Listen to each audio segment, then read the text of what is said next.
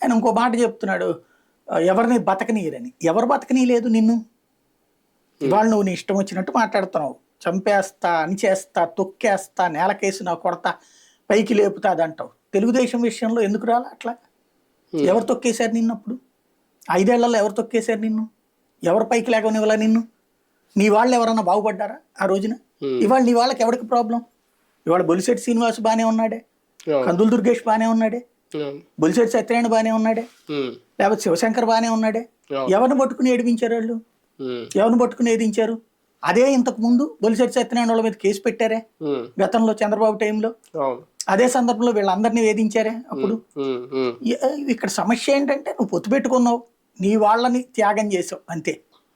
ఇంకోటి, చాలా మందికి ఆశలు ఉంటాయి, అది నేను చేయలేకపోయాను. ఇప్పుడు క్రిందసారి నీ వాళ్ళకి ఎంతమందికి ఇచ్చావు?